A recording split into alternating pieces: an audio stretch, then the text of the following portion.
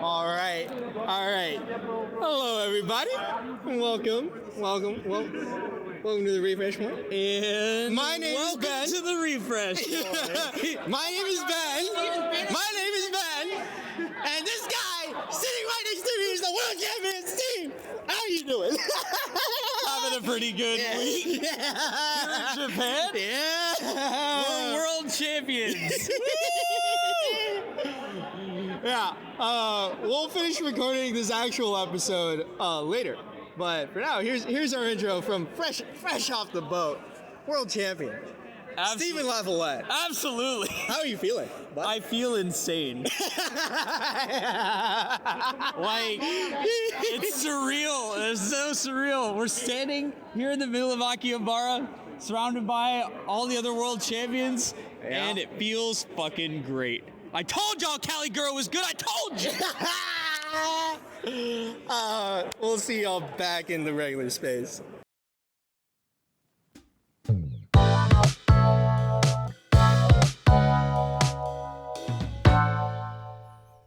Hey, it's here, back in the regular space. It's me, Ben, here, as always, with the BCS 2023 World Finals Weiss Schwarz World Champion, Stephen Lafollette. Steve, how is it going? It's pretty great, Ben. It would be disingenuous for me to say otherwise. Yep.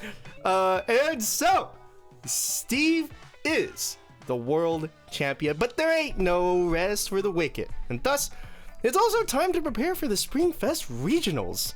Aki, Himeno, Kishibe, and the rest of the Chainsaw Man cast enters into the meta, as well as the spies from Spyglass family. A ban list has not materialized, but it's always fun to speculate. And of course, we just got back from an excellent World Finals. All this and more after you shuffle your decks, tap or cut, and we'll get right into the refresh point with some breaking news. Steve Wonard. Thank you. Yep. Really, like, I don't know what other news there is to care about. It couldn't be expressed anymore how excited and shocked I am that I was able to do it. But just really briefly, fantastic worlds, really great event.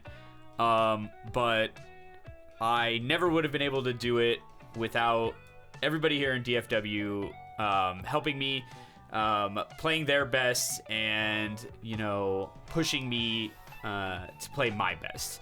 And a special shout out to my excellent co-host Ben and my other excellent partner Billy, who were my main training partners. And without 10,000 games of Slime, I would have never hated the deck enough to beat it when it mattered. It's honestly so cringe that you're winning in, and finals opponents were your biggest playtesting partners. It definitely We wasn't. literally prepared you as much as we could have to win. Yeah. And we were good enough to just also be there for you. It was great in the sense that I knew exactly what to do. It was like... And then for us, we were like, oh, I guess we know what to do. But, we've definitely also faced this deck way too much. Yeah. It was incredibly, spooky how that happened. But, I mean, the game desires drama. It does. And I faced no slimes until the last round of Swiss, and then 3 slimes in 4 straight rounds. Nice. So, Nice. the training came in hot right at the end to seal the deal. So, yeah. Fantastic. Yeah. Tokyo as well. Oh, it was really cool. Yeah, so this is your first time in Tokyo, right? Yeah, pretty much. So what were your thoughts? I can't wait to go back. Yeah. It sucks. I had ramen just the other night because I've been feeling a little under the weather. I wanted soup. Yeah. And I just had to sit there and eat it. Yeah. Knowing what I had just eaten, not even a week before. And just feel like, man, I paid $5 more for this than the best bowl of ramen that I've had in my entire life. Yeah, I feel like you have to have like a moratorium on Japanese food after you come back, because you're just gonna be mad. You're gonna be like, yeah, this ain't it. But yeah, or like you have to go to Akira, I guess. But yeah, I mean, even then, like I was telling, one of my coworkers is also very food conscious, and he was like, yeah, my favorite bowl of ramen around here is Akira as well. And I was like, and that's the sad part about it, is that after going to Japan, now I've had a 10 out of 10 bowl. And Akira is a solid 7 out of 10 bowl of ramen in comparison. Wow. That's crazy to think about. And I'm just like, and it's no fault of Akira. It is an excellent top-notch bowl of ramen. And yet, when you've had the best of the best, that's why you always have to be searching, Yeah. Because when you think that you've had the best you've ever had, maybe. So yeah. But yeah, the and a very, very off tangent thing about that is that I've had a friend from Kansas go to Akira as well and say, no, I've had a spot in Wichita that was better. And I was like, nah, you have to be lying to me. It can't be. But now I have to go. Right? Except I won't go there. So I just you won't, but I will. Really? This is a good friend of mine. I'll go out there with him. And have you been to Kansas before? I'm just asking because that statement makes me feel like you haven't been. No, I haven't been. Anybody who has been is desperately trying to escape it. It's like a black hole. But in any case, in case we have viewers from Kansas, not to disparage the great city of Wichita, Kansas, but it's not exactly what one would call a destination location in the United States. It's more to hang out with this good friend of mine. That's good. And test their ramen claims rather than... Yeah, you treat it like a flyover city. Where you're like, I'm going to stop here for exactly 8 hours to eat this and then promptly leave. Yeah, for me, you know what it is? Speaking of food culture, because that's both of our wheelhouses. Yeah. The thing I miss most about being in Japan is the access to really reasonably cheap food, and how you can walk into a convenience store and there will just be for $5 you can walk out with 2 armloads of food that's not bad. I have to get rid of the 7-Eleven association in my head. It's not. No, yeah. It's not. No. I can't walk into this 7-Eleven here. I never did and get before. A hot tea and fried chicken skewer. Yeah. And some fresh onigiri. The onigiri hurts me the most. There's nowhere to get it anywhere. There's one place in Plano. Yeah, but it's expensive, man. Yeah. It's crazy. It's not $1. Yeah. It's for salmon wrapped onigiri. No, it's crazy. That's what I miss. They're not super easy. And the dollar pure. Yeah, you can't think about it because you'd just be mad. But we did a bunch of cool stuff, touristy stuff, in the city as well. So we went to Tokyo Tower, or Skytree is what they call it now, which is the 3rd tallest building in the world. So that was cool. Yeah, I did too. Dude, they had the floor that is just the glass floor. Yeah. That just drops down. Yeah. That is unnerving, man. I took a photo of it. Yeah, I tried to step on it and I was like, ugh. Yeah, spooked. Yeah. Too not good with heights for this one. The other thing that's very much Japan and nowhere else is you'd walk through an area like at the Skytree, right? You're going through and it's this is a very touristy normal thing. And then in the middle of it, apropos of nothing, is we're doing a Genshin Impact collab. So this room looks like a temple, and then you can take photos. There's slimes and stuff, and you can buy the photos merch. Are good. Yeah. And I was like, this is Japan only. Nowhere else on the earth is yeah, here's this very famous Eiffel Tower collabed with Genshin Impact. It's like, the fuck? There's nothing. I will say, in terms of collabs, there's a theme cafe in Ikebukuro that I was able to corral some other Dallas people to go with for Review Starlight. Yeah. And we got away with all of the review merch that we could have. Nice. And it was very. Theme cafes are a fun experience, but. Yeah. I was glad that I didn't have to go back the next day because we just got all the merch. We all rolled the various things that you could roll in essence. Until you just got it. Yeah. No, usually like the on entry roll. Yeah. We got all 3 of the placemats that we wanted. Nice. We bought all the food. That got you like coaster rolls. Yeah, We got all the coasters that we wanted. And we had to trade one. And then we did one of the gachas for like photo cards. Yeah. And we got basically all the ones that we wanted. And it was just like bang, bang, boom. Who needs to come back? That's cool. So we did the Eorzea Cafe for Final Fantasy 14. Oh yeah, we went to, yeah. And we got some of the stuff we wanted, but like you'd have to go a few times to like get all the coasters and stuff. And Ellie won the third place. Oh, the third place one. The Oh, that's gold good. saucer, which is like it's like a pin or whatever, but it was cool. And Yeah. Like stuff like that is very cool. So we were there when we went. Yeah. We were like, so we've all just had the honey toast downstairs, waiting for the Final Fantasy one to open. Oh, you went to the place on the first floor or whatever. Yeah. And so we get up there and we get our coasters. Yeah.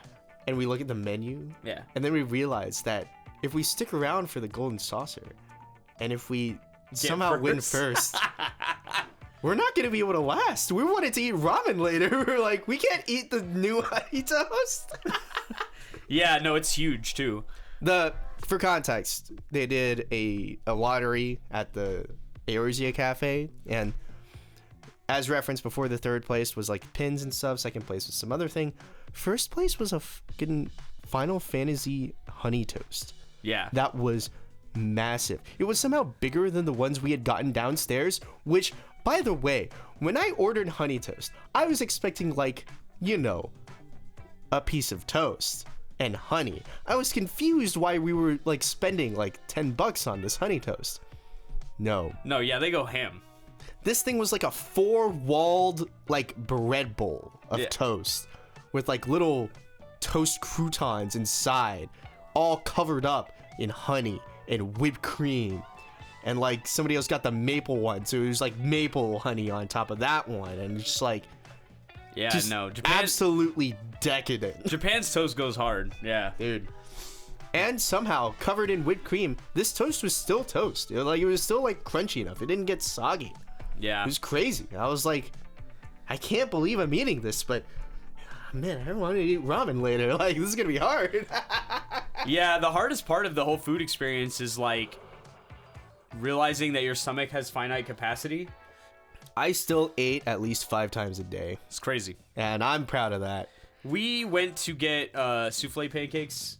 Yeah, nice. That was crazy good. Like, I know exactly where to go back to. That place was amazing. Okay, I gotta go to your place because the one that I got was like okay. Yeah, no, it was pretty good. I mean, it was stacked like full, like 7-8 inches tall. Wow, like the triple up. Oh, okay. Yeah. Get a load of this guy. He got the triple souffle pancakes. Yeah, the boys are stacked. Yeah, but all the people that we met at Worlds, we got to meet a bunch of listeners, and it was nice to meet all of you. Yeah, including the people that like the one guy you talked to him like at the end of the semifinals. I don't remember his name. I don't remember anybody's name actually. It's actually horrible. Yeah, our name skills are weak. But I remember your face. If you go to Worlds next year, I'll say hello. My God willing. Everybody at Worlds and at the Weiss ICE that we'll talk about in a second. Really good to meet y'all. It was very funny. It was like round 1. Like I was just like talking about how like we got locals round 1 matched. Yeah. And somebody next to me is like, your voice sounds familiar. And I'm like, yeah, on God, where would you have heard my voice? And I like took a moment too. I like forgot that I ran a Weiss podcast, and I was like, where would this guy have heard my voice? Oh! Yeah.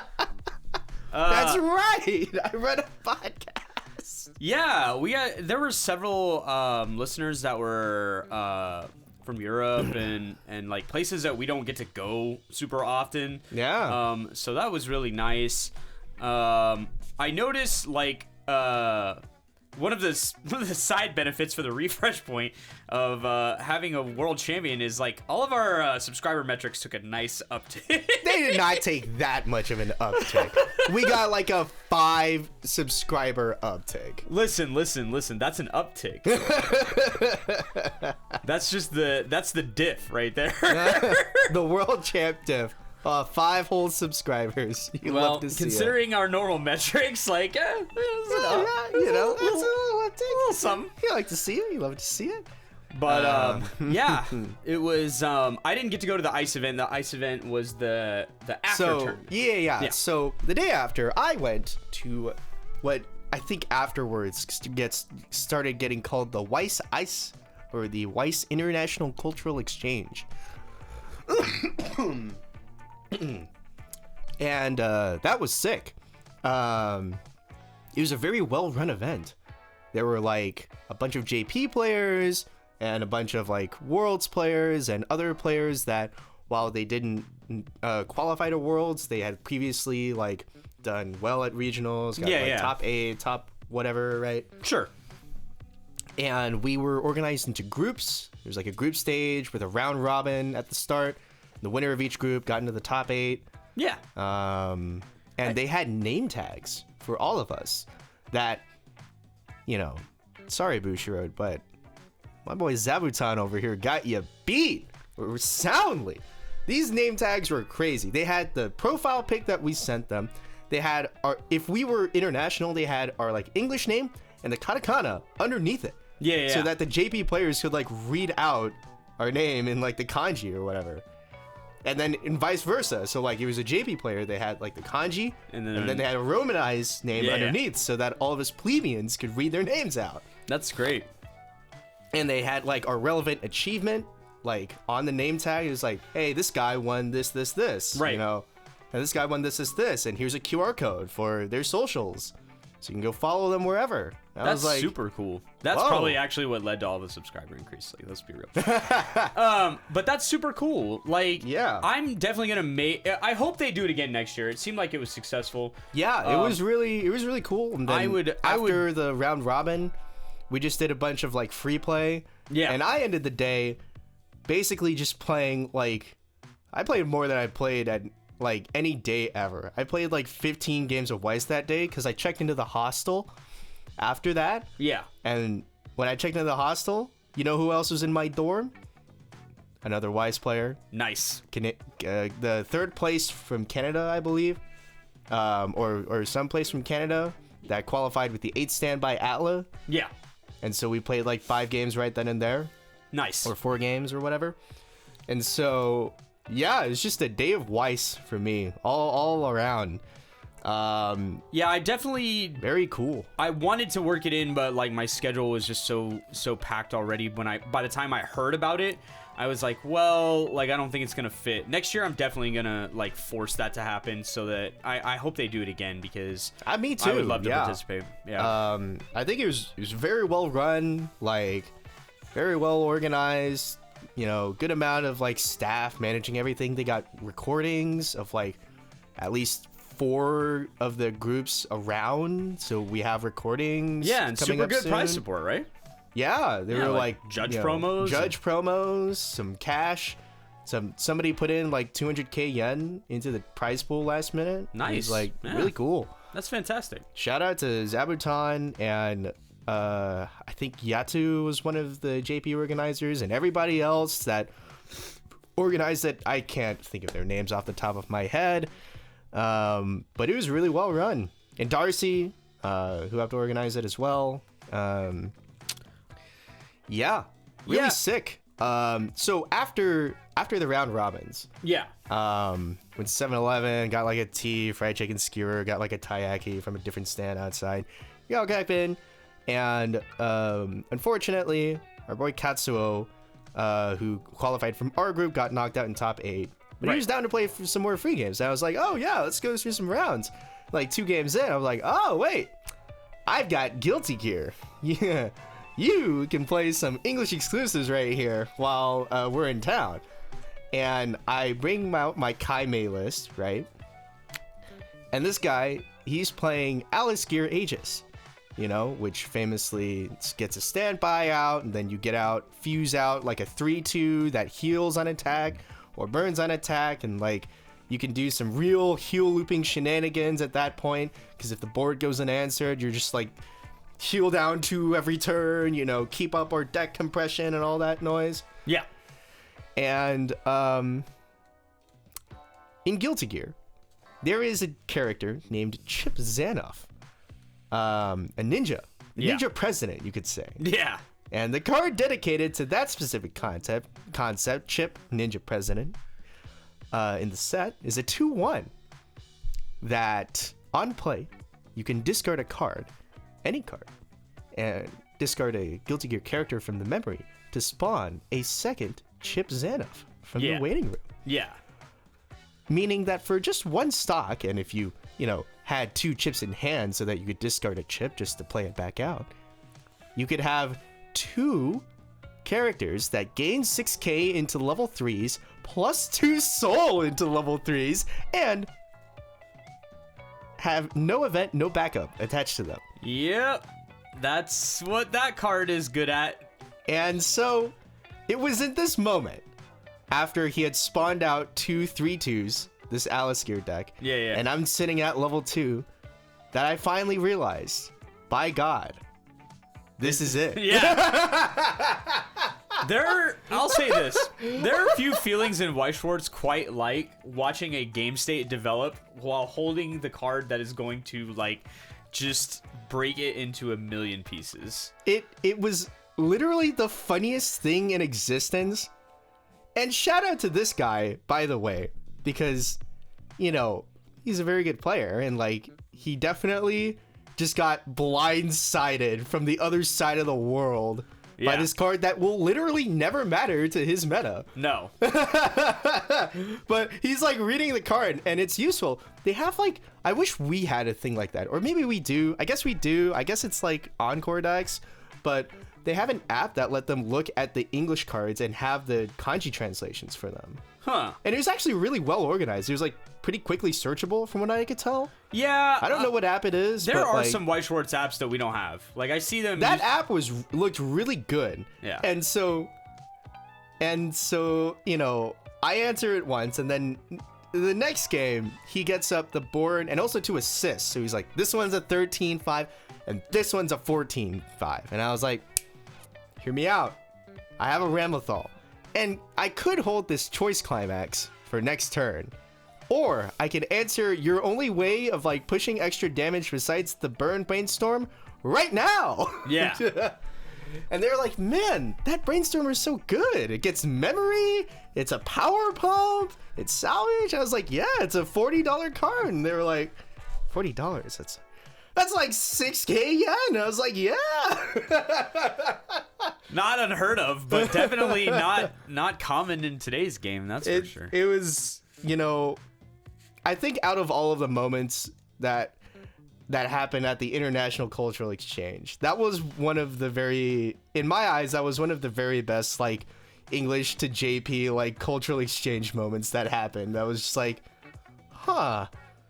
So this card gets 12-5 versus level 3s, eh? Yeah. Nothing like... And there's a brainstormer that power pumps on climax play, you say? Yeah. We kind of backseated the actual world event. We sure did. But just to talk about that briefly, it was well run. Like, props to Bushi Road. I thought in general it was run pretty well. It was actually run pretty well. The registration part of it was not super great. Yeah. Like the day before, it was like they kind of didn't organize the space correctly. Like they had all the tables out for the tournament play, but then they're like trying to make us all get close to the registration, and there's like 4 different games all registering for their worlds, and like the lines get just terrible.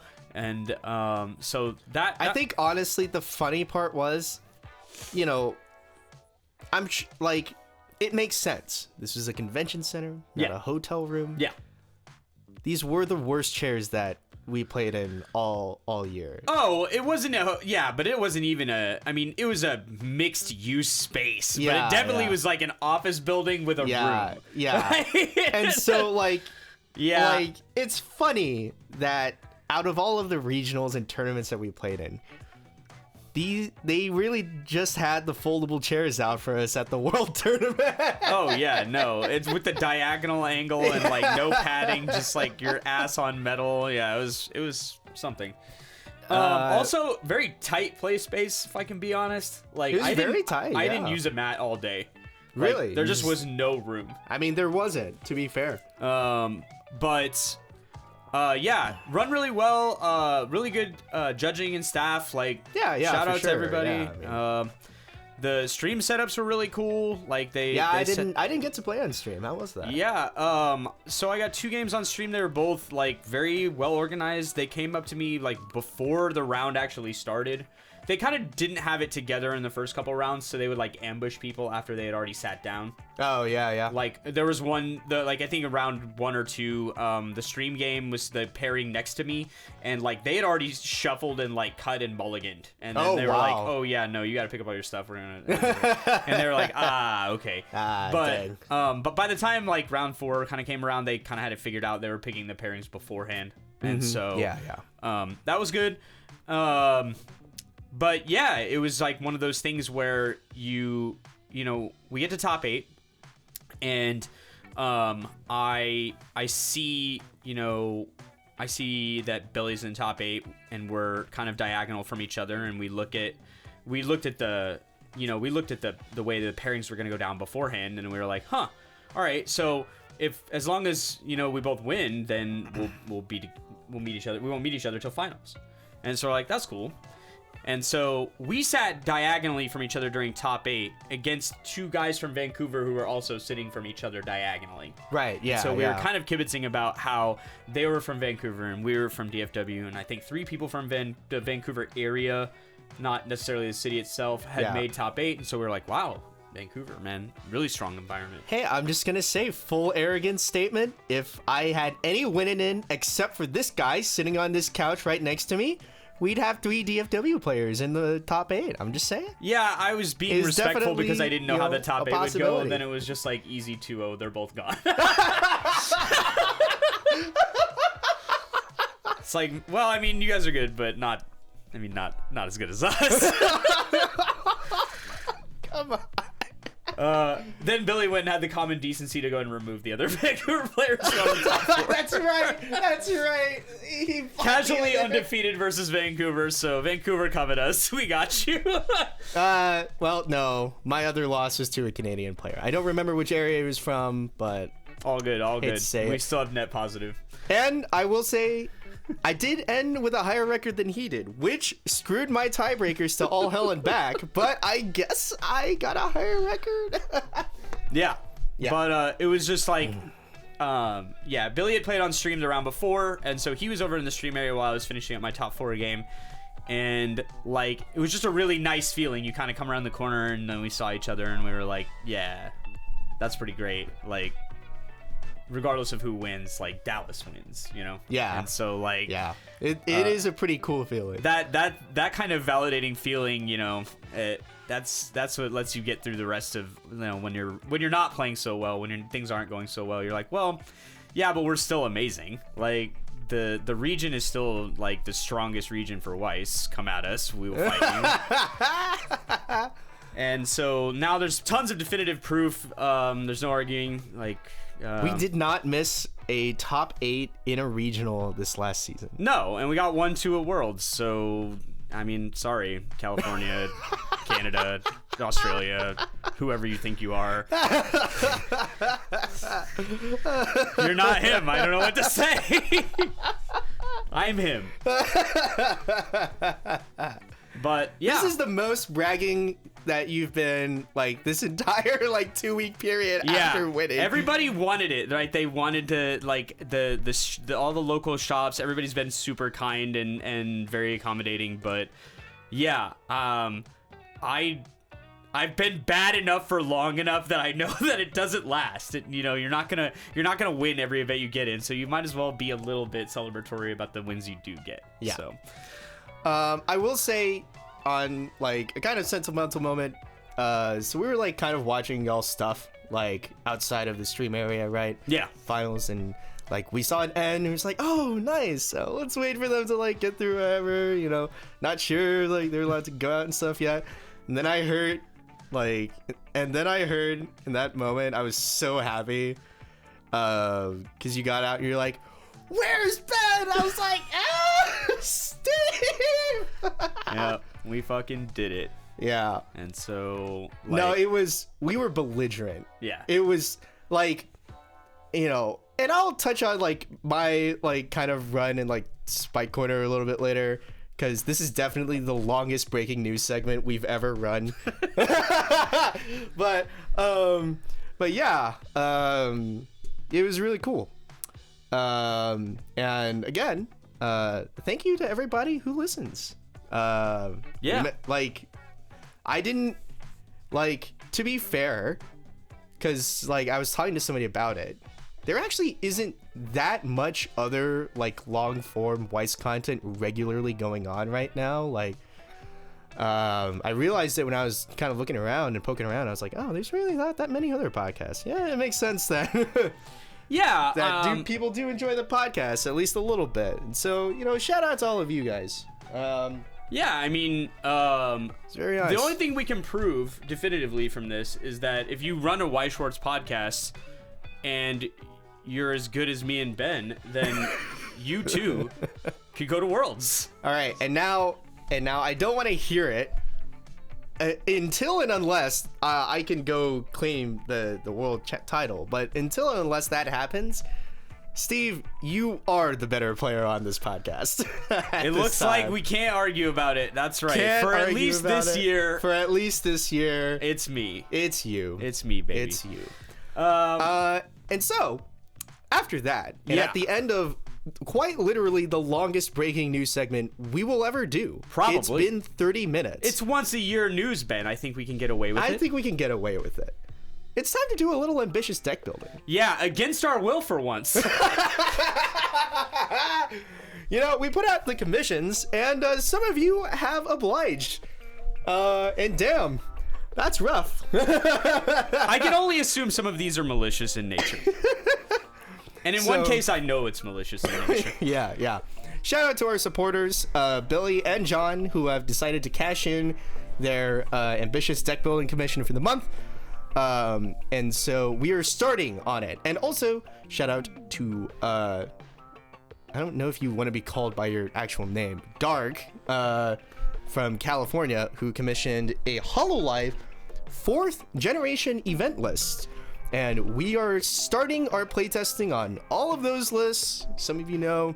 Actually, you all know. Yeah. So I've got a list for the we scaffolded it together, and then I started working on it privately a little bit. I got Mr. Worldwide on it for you, Dark. All right. So I'll have it for locals available this weekend. So I'll serve hands with it, and we'll see if what we got is worthwhile.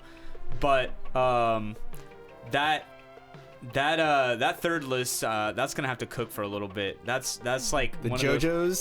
That's a tough piece of meat. The other two lists are a standby stock soul slime list with the set 1 Shizu Climax snipe, and the set 2 standby Rimuru, basically upgraded with new set 3 tech.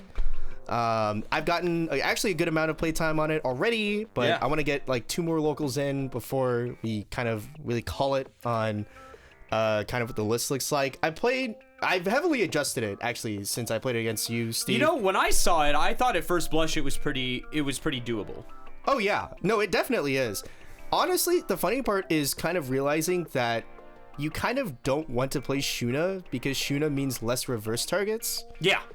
And it's like you need your ones to get run over a little bit before you get down. Yeah, we gotta let our ones. And so like going back to the tech of like Ramrus to kind of have fake hand advantage. Yeah. And like, and it like all synergizes, right? Ramrus gets you the fake hand advantage. You have a lot of stock because you have the stock combo.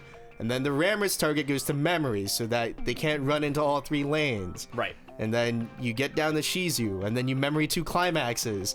And then, you know, if one of them gets stuck in their hand and one of them gets stuck in their stock, this Xion right here says burn 4 shot. Yeah. No, it's definitely a real deck. The thing is that what needs to be acknowledged about this whole thing is that Slime has enough like innate hand advantage and off finishing to put very like a ton of their stuff will just work. Yeah. Oh yeah. Like I'm 100% confident that we could build a Drago Buster deck that would work. Yeah. No, 100%. And it would work very fine against everything except the most spiky peak top meta decks. It would perform perfectly fine, and even then, it would probably still perform okay. Like that's how good that set is. Like even if they come through and they drop the exact same restrict that they did in JP on the English Slime set, like Slime is still good. There will be Slime decks still. Yeah, like Muron doesn't become invalidated by the loss of that card, even if you decided to keep going in that same build. Shizukat has already proven it. He's been running this Wind Pants list to using great Yum. joy. Yeah. Using the, and I'm kind of mad that I don't get as much time to like, you know, playtest different builds of things. Sure. I've been thinking about this 3 rules remove for a long time, and I was like, what context does this work in, really? And but like, and I didn't really get the chance to really like throw it into something. Be like, what deck could I accept throwing this fucking 1-0 event in to make it better? Right. Like this. Turns out It's this. it's this. We just set up Muron with it. Yeah. Like, yeah, of course. Like it makes perfect sense once it's happened. But I was like, huh. Yeah, all right. Yeah, Shizukat's and the chairman, man, like they're always cooking some very fine cuisine out there in Southern California. But so yeah, I mean, I should make you do the JoJo's commission, honestly, considering how no, much he told know. told you they to do it. I know, But what I will say is that having already been a JoJo's enjoyer that's the thing is for that like 2 years, you've got all the experience. I can already give you like all of the relevant pieces to tinker the ratios with. Yeah. And so it's even easier because he's locked you into 2 climaxes. What I'm gonna do is I'm gonna build it without any help at all. And that's what you And then wanna I'm gonna do. show it to you, and I'm gonna be like, "Does this look good?" And you're gonna be like, Interesting. I actually no, but I'm actually curious on what that looks like. Yeah. So actually, I'm not gonna say anything.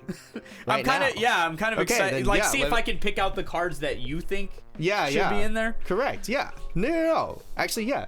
So then I will say absolutely nothing at this time. But what I will say is that I've been playing recently a deck utilizing some of the set's unique mechanics. Yeah. And it turns out if you can just block a little bit early game, memory and marker compression in tandem is a non-trivial amount of compression. Yeah, for sure. You know, if we just find a way to fix the fact that we'll never have hand ever, you know, as long as we can fix that, I mean, So it kind of works out. yeah, so if you didn't see it or you're not fully aware, Bushi Road announced a reprint of the Bizarre Adventure set, right, for English. True.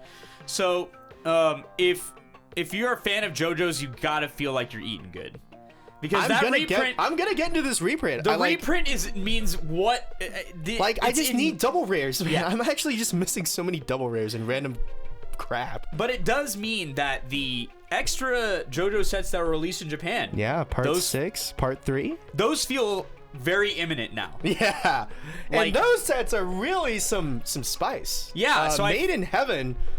I faced some builds of it. And did you face the build that lets you get a second turn? No, so I faced the 8 pants variety of it. But soon, Steve, you'll have to face getting second turned on. Not just restan, a second turn. That's really weird. And it doesn't sound good. Yeah. Because I'm guessing whatever that costs is probably a lot. Honestly, I'm just curious enough. Let's just go live and take a look at it. Because I don't really want to talk about the other JoJo's tech while you've said that you want to go into it blind. But, I've seen enough of the JoJo set to where I won't be completely blind, but I definitely won't have any help. Yeah. And so while I look this up, what is the HoloLive 4th generation event list looking like? So, the thing is that the 4th gen has already got, like, some good stuff going for it. And the main thing that it has going for it that's good is a deck we know, a deck we love, a deck we've all faced 1,000 times probably in any sort of competitive meta. It's Kanata. And the Kanata package. So we have Kanata, and all of those parts are all 4th gen, and everything that supports it is 4th gen. So that's really important. So that core package is all very good, and the commission was to create the most competitive deck possible, not the most unique deck possible. So we're not going to try and reinvent too many wheels here. We're going to take the Kanata package. We're going to pair it with the Marine package because that's the package that works the best with it. Though there is some temptation to play it with Kanata Gura until it gets nerfed. But I don't know that we can afford all of that is the biggest thing. So I'll probably try it both ways, but my gut tells me that I can't afford the 4th generation event and also Gura. So I think it's going to end up being a modified style Kanata Marine list. We're going to put in some tech to deal with Chainsaw Man. Because that set is right around the corner, breathing down our necks, ready to reform the meta as of tomorrow. So, starting tomorrow, we have to care about that set. And so, we're going to include some tech to annoy that deck and make it sad. And we're going to include some of the 4th generation synergy mechanics, specifically the Kanata Brainstorm and the Watame Zero that will make our 4th generation event hopefully easier to pull off. So, I mean, yeah, like, Discard 2 is better than Discard 3. way better. Like, a lot better. Yeah. And it turns out if we have this card that says just like take 2 cards from our waiting room and jam them into our hands, it feels like it has to be easy. And we have this card that says sack a guy and like check top 3 and like add 1 and stock 1 and get rid of the other. It feels like it has to be easy enough to get combo pieces. Yes. In this kind of deck. I'm guessing that we will have no trouble finding a way to pull it off. The question will be, can we keep the game stable? That's always a question for Kanata decks. The other thing is, we need to address the Chainsaw Man in the room. How are we going to beat this deck? How are we going to get pluses against this deck? I think our traditional strategies of just jamming Encore guys may not work very well. But I mean, we have this perfectly good Zone Bomb. Yeah. That powers up our Ina. Yeah. That gets advantage right here. Yeah. So that's what we're gonna shift the deck a little more blue than it was before. Mm-hmm. But hopefully what we have at the end of the day is something a little bit spicy, but definitely still workable. All right. And so How do I Steve, get another turn? All right, Steve. And so it's very flavorful. That's good. Spoiler alert, I guess, for JoJo's Part 6. But the stand Made in Heaven does this thing where it, like, accelerates time. Okay. And so, like, the whole world gets accelerated or whatever. Sure. I don't really know. The combo here, it's not a choice. Pay 8. Okay. Discard 4 cards. Got it. Send the choice climax from the climax area to the waiting room. At the start of your encore step, if this is on the front row, you may pay the cost. If you do, take another turn after this one. Huh. Do you lose the game after? No? Nice. Yeah, I mean, and remember, this is at the start of the encore step. Right. So, like, presumably you spent 3 stock, or you get 3 stock from the attack. Yeah. So you only have to go in with 5 stock into the attack step. Well, we gotta pay for this guy, I assume. Yeah, we gotta pay for this guy. He's a 3/2. So 7 stock Right. going into the turn. Right. But, I mean, the extra boosters come with a whole lot of advantage cards and all that nonsense. And Yeah, It this does could- not sound good. You could make it work. My worry here is we need other level 3s, and we also need something that makes this sound better than just attacking 6 times. That's Because true. that doesn't sound good. That's true. That's true. That's true. So we're gonna But I believe there is stuff, but it's more of just like, the funny. Yeah, no, I love when Bushiroad goes ham on something that's like very unique flavor for the set. But See, and the funniest part about it is that if you can actually somehow feel the board, like on this turn, you get to make their board go away and then swing into the empty board on Yeah. your second turn. yeah. So it's one of those things that like I'm sure will win some games, but practically has There's this like other finishers. there's and like there's other way good better stuff. finishers. Yeah. But It's very it is- funny. It is. It's very funny. I love when Bushiroad leans into funny stuff. Yeah. And so, So when but they yeah, lean into so cringe stuff that for bothers me. yeah. So into the cringe area, there's part 5 still. Yeah. And so you'll need to use I guess it's the set 1. It's going to be so confusing Yes. with JoJo's. The set 1 focused around part 5, Right. wind and bar combo. Right. That's what I've been tasked for. The wind combo is a 2 cigarettes combo, level 1. Yeah. And the bar combo is a double combo, which has a bunch of interactions that you can read up. Yeah, it's like one of them goes to memory, and then the other Something one, goes like, to memory. yeah, The other you guy gets on like a level reverse, 3. blind Yeah. stock, salvage the level 3. Yeah. The level 3, pay 2, ditch 2, burn 4, minus 3k to a guy. Yeah. It's all very fine. Yeah, I'm sure we'll figure it out. Yeah. But thank you for those commissions. We make them sound like a chore, but really they financially support us, so And we're also, very grateful. they actually are quite fun. Yeah. We do love playing Weiss Schwarz. It's a good way to get us out of our just jam the spike deck that we have on hand every single local. Right. And speaking of the spike deck, I think it's time, to come back. Back home. Back where we belong. A place that makes sense. A place we're comfortable.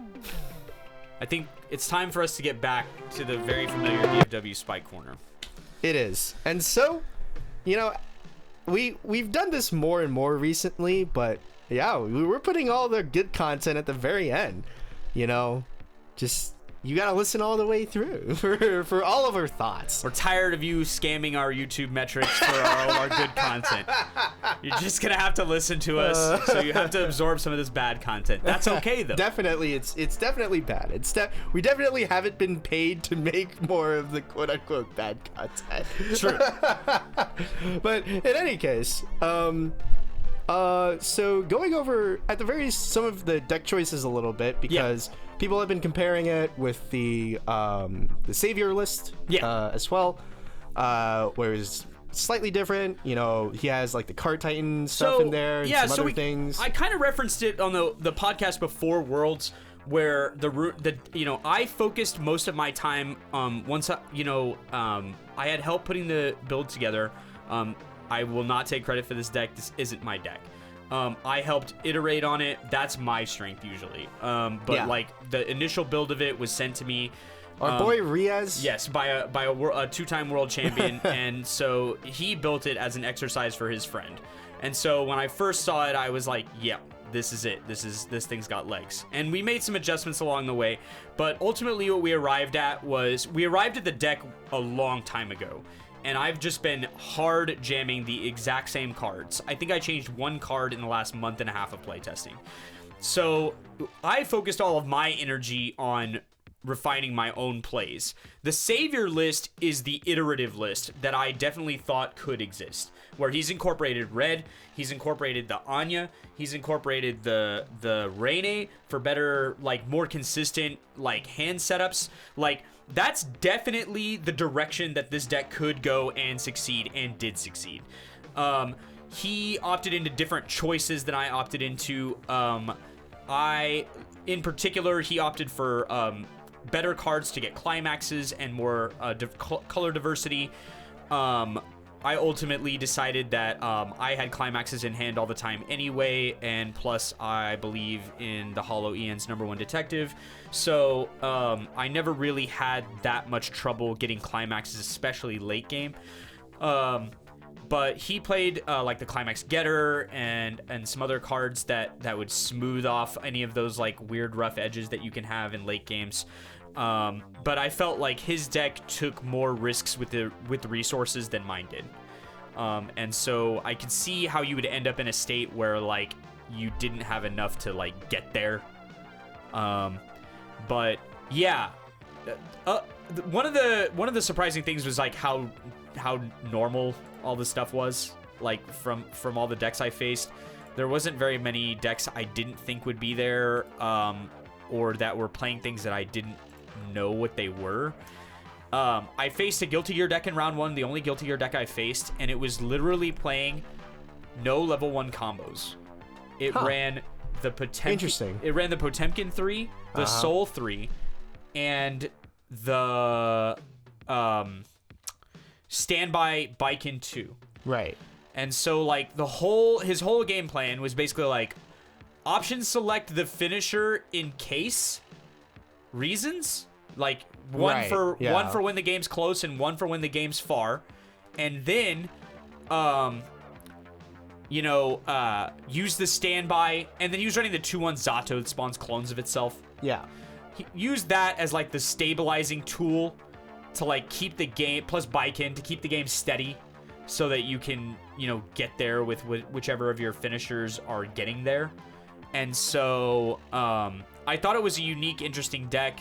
The game kind of tailspun in deck 1. He just blocked a whole bunch early, which is like the biggest curse in Weiss Schwarz. Right, yeah. Because then you're set up to take a crap load of damage, especially in a deck like that, which doesn't have like super great deck speed. You just get clobbered all the time.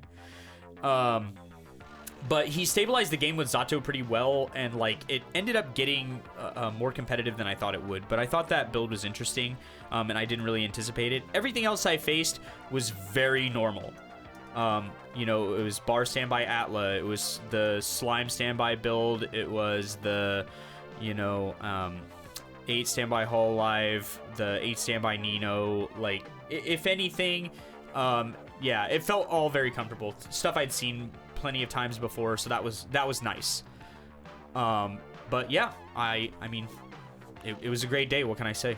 True. And on the other hand, I also went to the World Finals, and I alluded to this before, but more explicitly, I did lose the win and in to Steve, which kind of hurt. I'm sorry. I was definitely, I wrote it down. I have to break it out. I said this out loud. I don't remember what context it was in, like shortly afterward, and this really did describe, like, at the heart of anguish, like, how I felt at that time. Because people were, like, coping. They were like, oh, if your tiebreakers are good, you might get in, X2s get in. But I was like, I understood what the world had dealt me, and it was that I had lost the win and in, and so I had lost. That's right. This is the most excruciating emotional pain I have ever felt in my existence. And I think this could only be topped by being painfully heartbroken with at the end of a 10-year relationship. And I walked around and like played like a game or two and was just completely mentally broken for like an hour and a half. There was a reason why I left pretty quickly, after, I knew, because, you and Billy had gotten in, so I was like, I can't be here. I can't be here right now.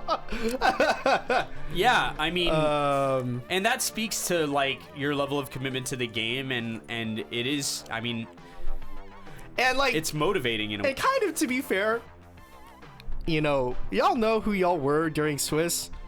I did scam the fuck out of two of you, so there is that, right? Double Shion can scam many people, and man, y'all got scammed the fuck out of.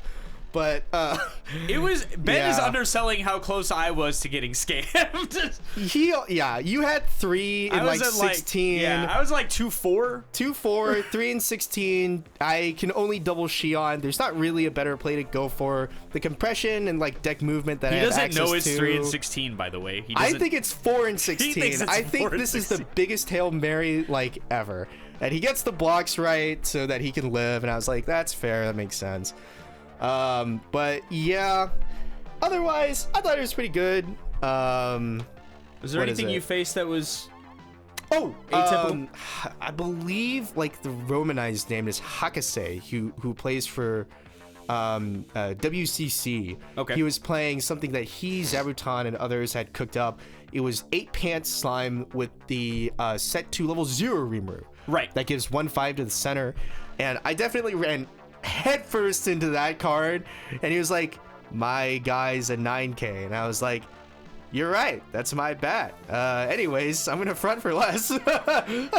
Yeah.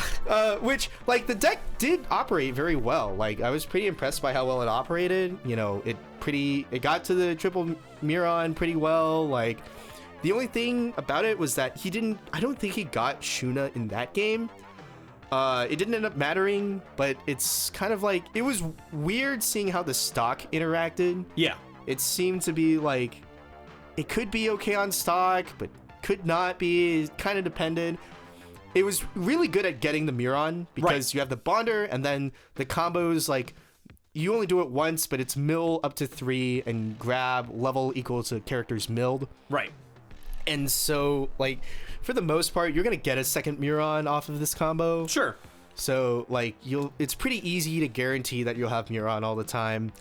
But he definitely had just like the most unfortunate like trigger setup imaginable, where I was just like, and that's climax number 7, and that's climax number 8, and that's like 8 clean cards. All right, double Shion, here we go.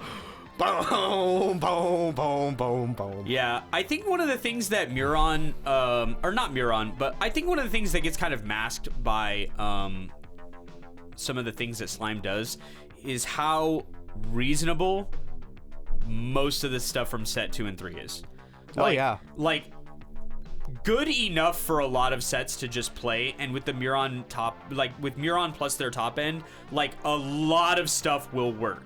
Honestly, the addition, not even of just Benimaru. Yeah. I would say that the existence of the Shion from set 3 makes so many things viable in this set, like beyond belief, because for 6 stock and a 4-card hand that includes 2 Shions going into your level 3 turn, it looks like draw, clock, jam double Shion, move up a guy, swing 3 times, and you have like a halfway decent finishing board. Well, that's the thing, is that like double Shion, not for nothing, that's basically like double Lloyd at home. Yeah. And like, if you look at it's arguably better because the burn 1 happens on the burn 4 and the vanilla swing. Right, exactly. And the thing is that if you look at the mathematics on like Lloyd, the mathematics on that card are very good. Yeah. And like triple Lloyd will kill you. Oh yeah. Like super kill you. And like triple Lloyd is not very far off from triple Gura in a lot of deck setups. And so like it's equally difficult to pull off. But maybe not equally. It might be slightly easier because they have some easing mechanisms for it. Yeah. The Yor and the event. Yeah, there's ways. But like, if you get it, like your opponent is in uber danger. Like, but that's the thing. Even if you get 2, you're still in danger. Yeah, and because the Shion is just so unreasonable in this option. It's like you can have 2 for very, very cheap. Yeah, and the thing is that like it's guaranteed whatever's in the 3rd slot is something else that's doing damage to you. It's either Milim or it's Benimaru, and it's like, okay, so I paid 7 and now it's burn 1 vanilla, burn 4 vanilla. If any of these cancel, burn 1 also. It's like, yeah, you're like, that's super dangerous. And so like those cards will prop that deck up ad infinitum. It doesn't matter what they restrict. Like, as long as you can play Muron into some of that stuff, then, like, whatever's on the front end may not be very good, but it will be workable. It'll be enough. As long as you have Muron, like, even if you could never play Shuna again, Muron is still a stock neutral hand fix. That's also 11-5. Like, that's we take those. Also, we definitely take and those. especially in slime, you take out Shuna, and what do they fall back to? Fucking Potion Master. Yeah. It's like now they're just like fucking rich beyond belief. Yeah, and you'll start to see, you know what else you'll start to see? Healers. Where it'll be like, yeah, that deck can't heal. That kind of sucks. And it'll be like, well, I can now. Because I've got a little more room, and the red color slot seems a little less full. So we can jam some Shunas in there to fill that gap. And Yeah. it's like, yeah, of course they can. And they can use potions to fill in the stock gap.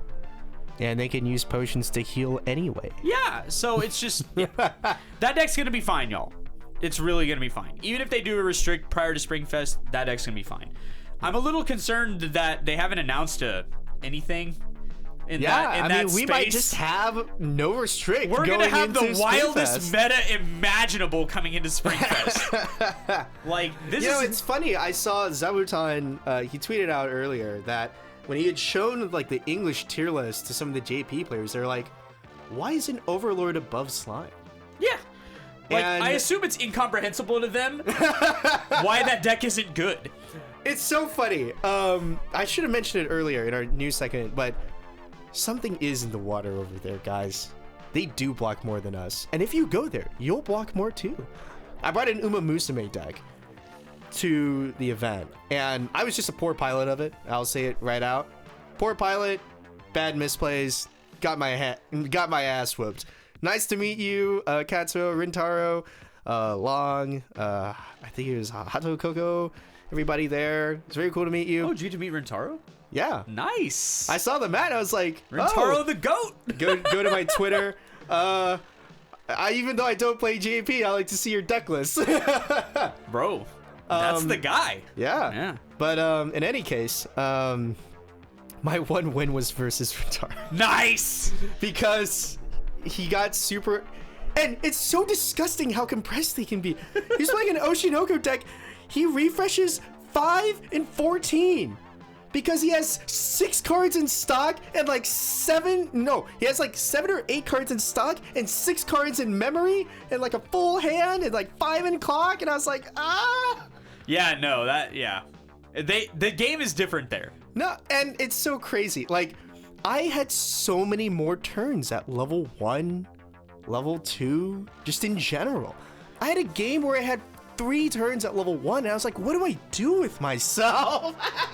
Yeah, it's a weird feeling because the game has been so accelerated for so long, but part of the restricts that have happened in JP, they've kind of like they've made it a little easier to play the game early, because part of like what's happening with the current English meta is that because there's so much power at level 2, there are decks that are like hard accelerating towards it as fast as possible.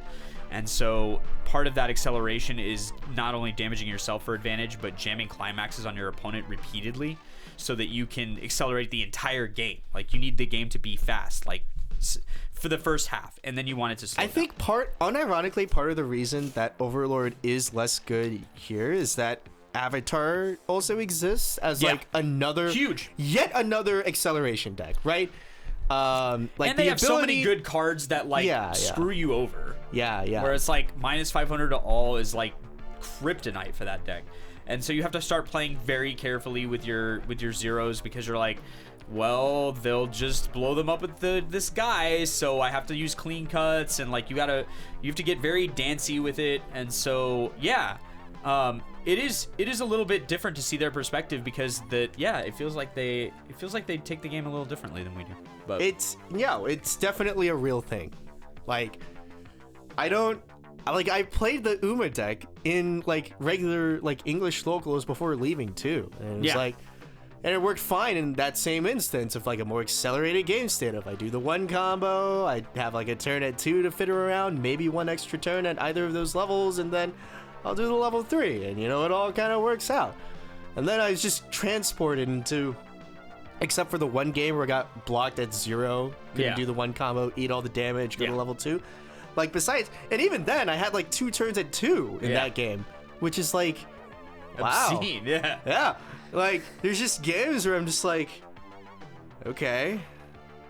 never spent this many turns early on before. I should probably fix my hand a little You're better. like sculpting the wrong hand because Yeah. you're like, yeah, okay, we're gonna play one turn at 1 and then one turn at 2, and you're just like, then you block at 1 and you're like, wait, no, stop, hang on, I wasn't ready for that. Shit, I wasn't ready for that to happen. Oh fuck.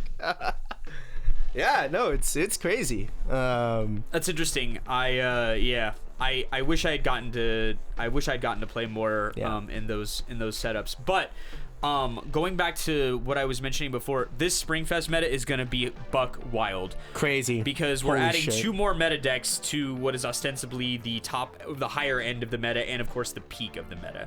So we're gonna add Chainsaw Man.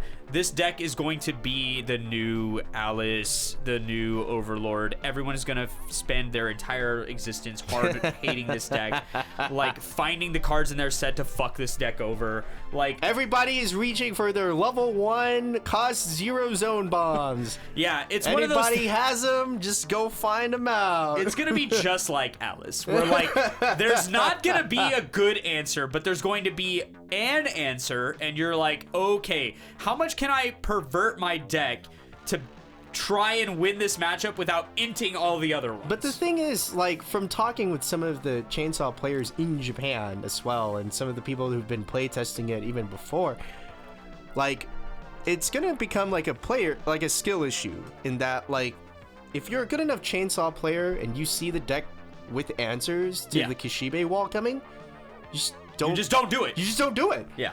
And then you can still set up everything and have your exact game plan anyway. Yeah, the thing about it is that it helps to have linear lines of gameplay going into the game. So like Chainsaw Man's advantage is that it has very like linear play strategies at 1, 2, and 3. It's like at 1 I want this dude, at 2 I want this dude, at 3 I want this dude. Yeah. And then all throughout I get this event that makes it happen. And then I have Leafa, which is like an unreasonable mechanic. Bushiroad, please stop printing it. But or don't print it on good characters. Put it on some dude with 500 power that has no other ability. That's fine. They'll still play it, but it won't be so obscene.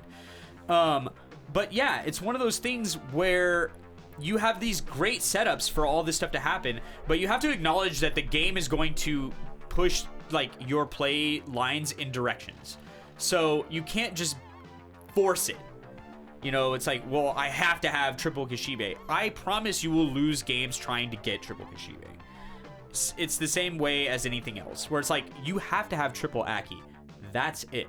Everything else is kind of, and you need the event. Everything else is kind of optional, and you need to play in the direction that the game is taking you. Yeah. Don't try to, like, it's cool that it's 10k, but, like, if your opponent answers it and you wasted all your hand fixing getting to 10k, like, you're kind of doomed. So, yeah, it's another one of those things where, like, yeah, Chainsaw Man's disgusting, though, by the way. Yeah. Like, you know, if your deck is configured in just the right way to die, like, you... Scry. No. Scry. No. Or no, actually, like, this is a possible thing, right? They have 3 events. They attack with the Aki, which, for context, is Icy Tail. But he can scry the bottom of your decks for each event in memory. yeah. To waiting room. Yeah. And then he Icy Tails 4 and burns 1 for each climax he sees. Right. So it's like, there's an instance where I was fighting one right after I got knocked out, and he was like, Scry, no. Scry, I'll keep it. Mill 4, burn 1 twice. Scry again. Yeah. Mill that one. Yeah. Because you can It's order that. it however you want. It's that. It wouldn't be so bad if you couldn't go right back at it in between with the Aki combo. That's what makes it heinous. Is if you had to stop as soon as you saw a climax, then you wouldn't be able to get away with like the ridiculous numbers that you get away with. But the fact that you can go back into it, where you're like, I see a climax, guaranteed joy, I go, whatever I get is what I get, I scry some more, do I see another one? Cool, stop, combo again, and then you're just like, the chance of you living from like 2-6 or more is so low. Like, unless you... The funny thing is, like, if you quote-unquote play to that... Yeah. And try to, like, have an uncompressed-ish... Like, enough... Don't be obscene. Yeah. Like, uncompressed enough... Yeah. And, like, pray that the climaxes are floated to the top, but not to the very top so they get sniped by the burn ones, but, like, you block all the vanillas... like you can live. For sure. You can Like- live against Overlord too. Yeah. All you need to do is block all the vanillas. Exactly. The problem is Blocking that- all the vanillas. Yeah. The problem is there's a bunch of ones that come in and you're like, it's like reverse Overlord, where all the ones come in, chew up all of your climaxes, and then And you just then you eat get hit garbage. by the vanillas. that's Yeah. right. It's bad. Like, it's bad. They're both very disgusting finishers. It's just that Aki happens to be a lot easier. Oh yeah. He has hand on core too. Yeah. So Doesn't if he you don't heal? win, Doesn't he heal? I don't know. I don't know. Can't be any worse. Yeah. Honestly, the thing that makes it disgusting, Is that if it doesn't win, he can just hand on core, find the bar, jam it again. and not just that, but And and they have a refresh punch. So even if they pay for everything, that the finisher only costs hand. Yeah. So they'll always have the stock to play the refresh punch after 3 Akis. Yeah. Because even if they pay down to 0, they just swing 3 times. That's a refresh punch. Yeah. That's 3 stock. And the other thing is that's worth thinking about is much like Hololive, part of the reason that my deck worked so well, this like the secret sauce for lack of a better term, is that the green Kanata that lets you put up to 2 cards from your hand to stock. Like, let's not undersell ourselves. Like, that was one of the most important tech cards in the whole deck, and I won a lot of games off the back of that card. But they had the uncommon decency to reprint that card for Chainsaw Man, where it's like not as good. You how it works is you discard 2 cards, you can look at the top 2 cards of your deck, and you can put up to 1 of them in your hand, the rest go to stock. That sounds a lot. That's a Bofree profile. Yeah. Yeah. No, it's really good. I love that card. So that's 2 stock for free on your turn. Okay, that means Akis that you shouldn't be able to afford, now all of a sudden, guess what, you can. Oh, and I have Leafa, which means I can definitely pick it up. So, it's one of those things where, like, I don't think they should print cards that allow you to, like, scam off whole turns of stock. That's probably not good for the game. But they did. So here we are again with it. Yeah. But that will allow you to get even if games aren't going super well, it's like, well, Triple Aki is still just right around the corner. It's like, all I need is this one guy, and now I have a whole other turn worth of stock that I didn't have before. It's like, okay, well, I'm at 6 now. Here we go, triple guy. And you're like, right, that seems balanced. But yeah, we haven't played that much with or against it, so we'll have get a stronger better idea. stronger opinions during the next podcast about what we think about it. But based on what we saw in other regions, it's going to be the Boogeyman. Spy X Family, we'll have more opinions on it during the next podcast, but TLDR, the set is pretty good. It's definitely reasonable. It definitely can win. Yeah. Is it going to be at the top of the meta? No. But is it right below the top of the meta? Yes. Has a lot of good things going for it. Yeah. I mean, Nightfall maybe the best one combo ever printed. Like, if it works. Like, assuming you have the markers, it's definitely like one of the best one combos ever printed. Exactly. But that's kind of the thing about it that I've noticed. It's like you need it to work. Yeah. That's why you Like, got to run 8 pants. I'm convinced now. Like, Yeah. you got to run 8 pants. Because, like, if anything bad happens to those markers, like, It's bad. unpayable into stock directly. I had a game the other day where they had 3 of the markers go into their clock right before their one combo turn. Yeah. It's They were cursed. at 1-4 with 3 Nightfall markers in their clock. Yeah, it's cursed. Like, that's super cursed. But what yeah. can you do? Like, What do you do? Sometimes bad stuff happens to you during games. Yeah, but apropos nothing else bad happening. It's so fucking broken. Like, Rearrange top 3 after your attack. I'll put the block here. You're rearranging during both players' turns at the end of, like, you're getting the exact deck state that's the most optimal from the top 3 cards of the deck at all points, which means you will get more blocks than you ever thought possible, and you will get more clean or whatever triggers you want. You need another pants? Cool. She's got you. You don't want another pants? Cool. Don't ever have to trigger that. Like, that is not, like, unless all 3 cards are pants, you don't have to do anything you don't want to do. Yeah. You can also choose to just not add cards. So if you don't want to trigger them, you just, whatever, don't add. And then you trigger them instead, Yeah, and you just stand on them. And the worst part is that, like, with Anya, like, 7-5 on defense with backups is hard to crack. Yeah.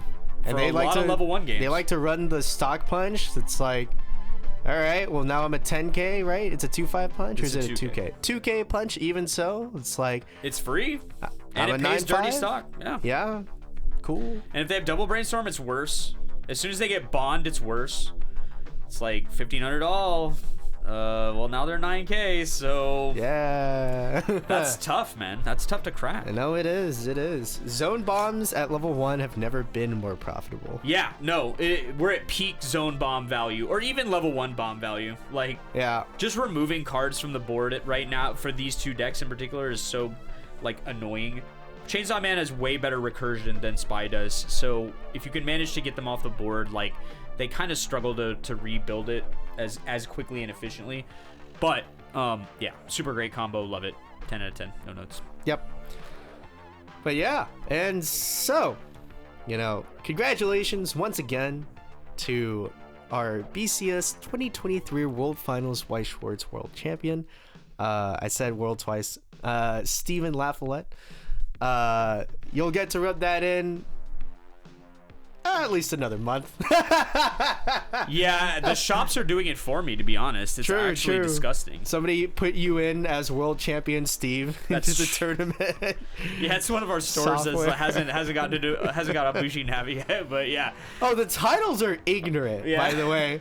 Love so, yeah, context in Bushi Navi, if you didn't realize, there's titles that you can set for yourself. And for all of the world's participants, we all got a nice little BCS 2023 World Finals participant title. It looks very flashy. It's very nice. And for Billy, the second place player, he got a BCS 2023 first runner-up title. Nice. And for our boy Steve right here, he did get a BCS 2023 World Finals champion title for the English Bushi Navi. Weiss. It's one of those things where the first thing I thought, this is going to make me sound old. I'm sorry, I can't help it. But the first thing I thought of is, have you seen the movie Troy? Troy? Yeah. No. It's a movie.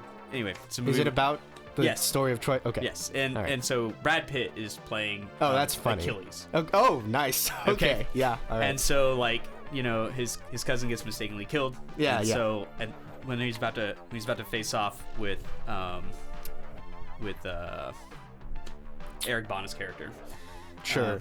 he's With it's not Patroclus. Patroclus is that's Achilles. That's Achilles' Achilles' cousin. Yeah, So yeah. like it'd be. I don't remember the mythology well enough. Anyways, carry on. Anyway, so he rips off his helmet. Yeah. And he looks at him because he mistook him for his cousin. Yes. And so he's like, he points at him. He's like, now you know you're fighting. And so that's the first thing I thought of when I saw that champion title. Nice. I was like, now nice. when people get paired up against me, Now you know. now you know who you're fighting. Dude, it's gonna be. At regionals. Well, I'm just. Someone's gonna see that title and be like, you're joking. I'm calling this right the fuck now. You're gonna rock up the teams with this shit, and you're gonna drop round 1 like your life depends on it. The world is gonna be like, all right, you get to walk into this guy. He's like, oh my god, I'm fighting the world champion, and then you're gonna draw just 6 get out. fisted, yeah. Just get absolutely fisted. Just die immediately. It's one of those things where, like, I immediately went one. Oh, it's that. I think it's a Fate meme that like somebody put into our chat where it's like, all right, who's dying next? Lies in a grave. The next frame. Yeah, pretty much. I went 1-2 at the very next local I played. Like, that's the thing, is that it's hard to brag when, like, the local humbles you so hard. It just drags you right back into it. You're like, yeah, you ain't shit, all right? Yeah, we're all yeah. good. And so No, it was funny. Like you were good that day. the second local that. Oh, hey, one last kind of tangent before we hop off. I thought that after Worlds, like, I might feel okay playing less Weiss Schwarz. Yeah. And like, Taking a little break. be like, yeah, I'll take this day to just go rock climbing. I'll miss more locals. No. Ever since that night, I could think about nothing else except playing more Weiss Schwarz. That's part of the reason why I played like 15 games the day after Worlds. Sure. It was just like, I don't want anything else right now but to be playing more of this card game. I landed, and like, didn't sleep, tried desperately to reset my sleep schedule by staying up all night, went into the office for the whole workday, and right after that, instead of anything else, you know what I said? I went into the group chat and I asked, "Hey, who's going to locals today? Will there be somebody there so that I can play Weiss? Great, let's go to locals." I think that's a good sign. That means you're being motivated in the right way. It's like, it's cliche to say, but like, yeah, some people, they get back up faster when they get knocked down. And so. Okay, but like, I really do need to start taking days for not Weiss Schwarz. That's you thing, brother. I already got mine figured out. Yeah, I know. It's like, okay. I got back last You're Wednesday. reaching the obsession levels. Yeah, look, today's Thursday. I got back last Wednesday. I went to locals for 3 days straight afterwards. Yeah. The only reason I didn't try to go Wednesday was because I landed Wednesday night, so I missed that day's locals. Then Sunday there was no locals. Then I went to Monday, Tuesday, Wednesday, and the only reason that I'm gonna miss locals today is that at the time of recording right now, it's 20 minutes after it started, 45 minutes away. That's the only reason why! Well, we might need a Weiss Schwarz intervention at some point. We might be reaching unhealthy levels of Weiss Schwarz. Yeah. But luckily, you have responsibilities to this podcast, so I'm very confident that those will take priority. Yeah, tomorrow I'll be editing this podcast so that I can release it. Ladies and gentlemen, we didn't really mention it at all ever in this episode, but this is Season 2, Episode 1 of the Refresh Point with Steve as the world champion, because last year, at the day that this will be uploaded, we started this podcast. Amazing what can happen in a year. Amazing what can happen in a year. Your first regional win? My first regional win, 2 other top 8s. My first trip to Worlds. Your first top 8, and your first world champion. Yep, we did it, baby. So, yeah, look forward to a whole other season of Refresh Point shenanigans. We're not going to stop. Can't stop. Won't stop. Either, pick one. But, I'm so happy that Ben keeps track of stuff like that, and because he's way better at it. But thank you to everybody, like the viewers and everybody, and thank you, Ben, for doing way more of the legwork than me. There is no podcast without Ben, ladies and gentlemen. There might be a podcast without me, but like, I'm replaceable. If I had to win Worlds. I had to win Worlds. It wasn't optional. I got to keep my spot on the couch. You got to earn that spot. Can't have Ben looking for other commentary hosts. Oh my God. But in any case, thank you, everybody, and look forward to a whole year, Season 2 of the Refresh Point. Shout out once again to our crazy supporters, John, Andrew, and Billy. And shout out to, there's only, it's not technically a benefit that you paid for, but there's only one regular supporter, so it just feels rude not to. Shout out to Carmen as well for supporting us at the $5 level, and getting yourself a snazzy pair of Refresh Point going first, going seconds. I should see you at New York, ? We want, okay, our team wants to go to New York. Right. It's Memorial Day weekend. The flights are $200! They're $200! It's such a scam! I got to New York for $70 last year! Sorry. Don't you have you got a big boy job now, though? It's cringe. My apologies for your difficulties during this very challenging time. I will not be traveling for Springfest, so if you want to see 2 world champions put together on one Springfest team and try to beat us, Houston. you can come to Houston. Yeah. And you can fight us. We'll be here. So yeah, actually, man, there's just been so many other things to talk about. It's still worth talking about. We're not on a team together. No. Steve has gone off. In his own words, he did fire himself from the previous Refresh Point Climax team, and he's gone off with the other world champion and another long time old Weiss player to form their own team. And Billy and I have our team now with another longtime DFW Weiss player. You might have known him as the guy that got top 8 anime Evo with the Haruhi list. back in like 2019, 2020, which is very funny. But he's a good player, and so we're all going to be butting heads at it in Houston. If you want to come on down and watch us inevitably declare our victory before missing top 8 by like 10 miles. Yeah. It feels like the harder I try at this game, the worse it gets, so we're just not trying anymore. Like I always feel like we're going to walk in and be like, all right, let's go. We're so good at this game. Immediately like O2. X3, Yeah. X2, you know. But Put yeah. these champs in the fucking dumpster. You know? And so finally, that is our show for today. So tune in next time after your next deck out, and don't you forget to take the refresh point.